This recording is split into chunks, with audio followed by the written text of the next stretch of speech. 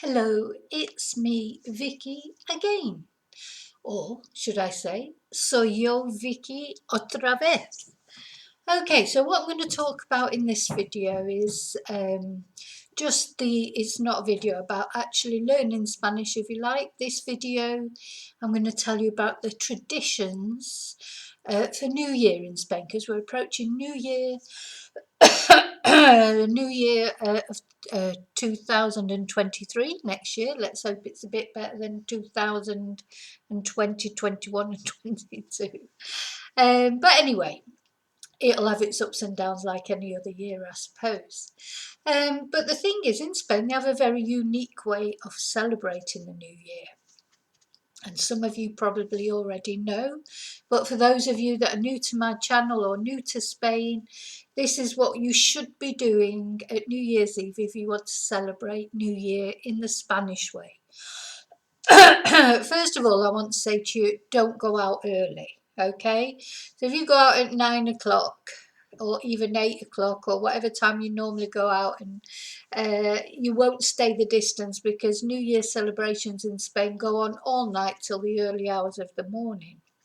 So don't make a mistake that I made years ago, the first New Year's Eve that I celebrated in Spain, actually in Benidorm. But we went out quite early, and by 1 o'clock we were ready for bed, but it was actually all carrying on through the night. So that's the first thing. Don't go out too early. You know, Spanish people eat late. They might have a late dinner, 10ish on New Year's Eve. And then they'll all congregate wherever they are around the main square of their town or pueblo or ciudad, city. The most famous congregation point, if you like, is in Madrid, in the main square in Madrid, La Plaza Mayor, which is the dead centre of Spain. And that's a bit like, you know, Trafalgar Square, if you like.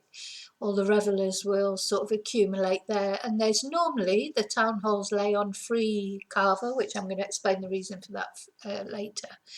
But anyway, yeah, I would imagine the bigger the city that you go to celebrate New Year, the more fantastic the celebrations are, or the more things that are laid on.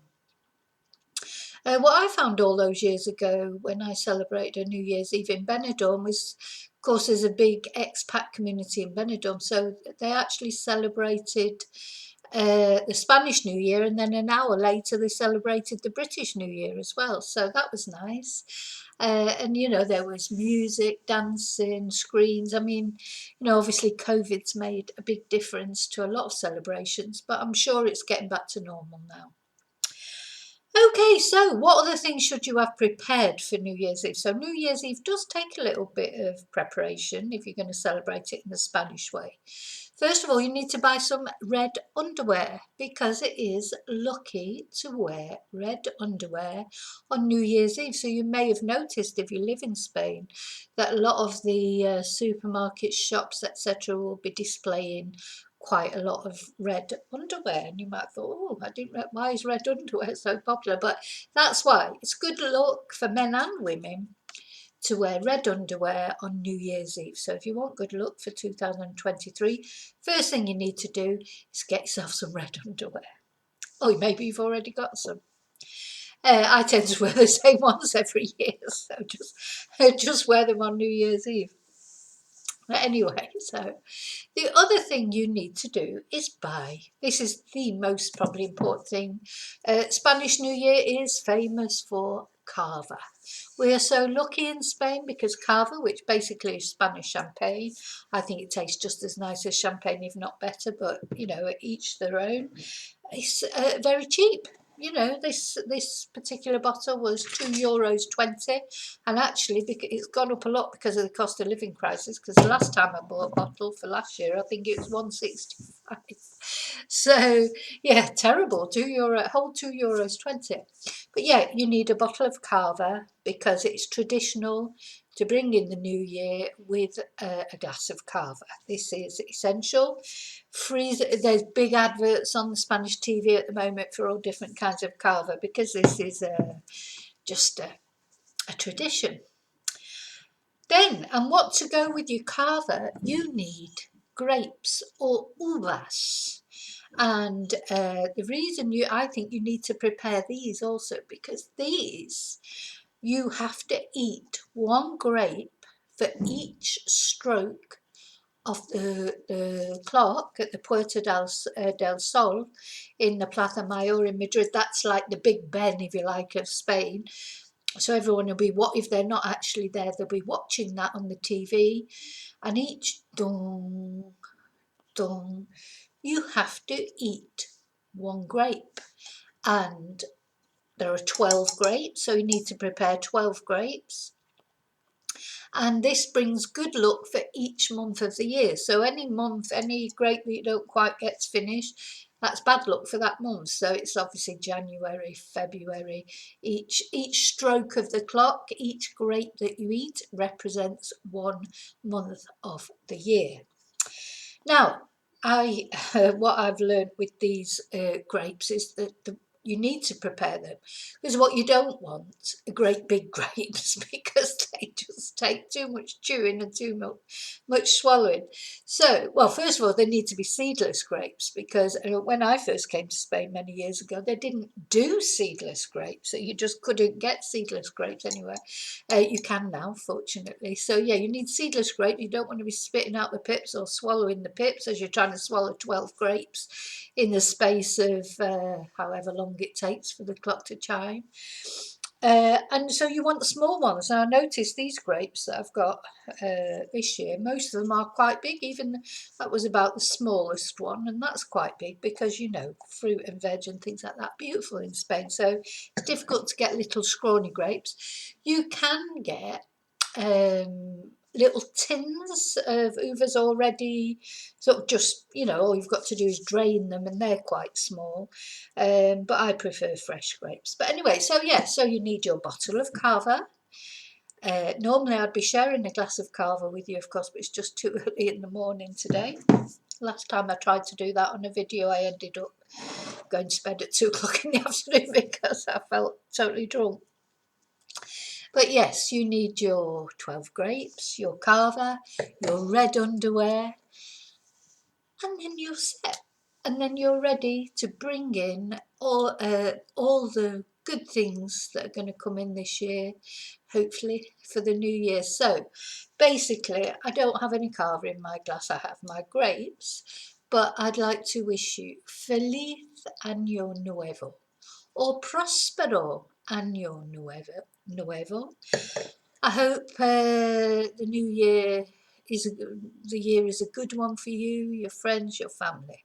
So espero que el nuevo año sea muy bueno para ti, tu familia y tus amigos. Now, and that reminds me, when I said espero que, that, of course, was subjunctive. For those of you who are actually learning Spanish, maybe you haven't got as far as the subjunctive yet, but that is in level 4 of my Break the Language Barriers series.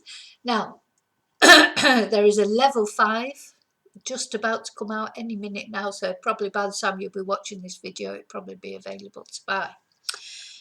So yeah, you may want to do classes in the new year, new language, all the benefits of learning a new language, like expanding your brain power, you know, conserving your brain age. It's been proven that learning a language has positive effects to combat Alzheimer's, dementia, etc. So apart from the fact that Spanish is one of the fastest growing languages in the world, and if you can speak Spanish and English, you can likely make yourself understood anywhere you go. You might want to improve your job prospects. You might just want something to do if you're retired. So if you come along to classes, you build up a social network from the other students in the class. So there's lots of good reasons for learning Spanish, apart from the benefit of watching my videos, of course. No, sorry, I'm only joking. So thank you so much for all your support this year, as always. You know, this year I have become a YouTube partner, which means YouTube do pay me a little bit of money for my videos now. It's a very small amount at the moment because I'm not you know, a YouTube sensation or anything like that. Just a small YouTube channel, which I hope helps you. For those of you who are studying with me, there's always a YouTube video to back up all the exercises in the books. If you're not sure where to find what you want to watch, just contact me and I'll let you know. But yes, basically, Prospero Año Nuevo, salud. You know, as we say in Spain, is salud, which is like cheers, bottoms up. Or I wonder if you remember from one of my other videos, arriba, abajo, centro, dentro. Up, down, to the middle, in. And that's a traditional toast in Spain. So, I'll see you next year. Vale, te veo próximo año. Como siempre, con otro video. Y hasta entonces, que tu Dios vaya contigo. Gracias por todo. Adiós.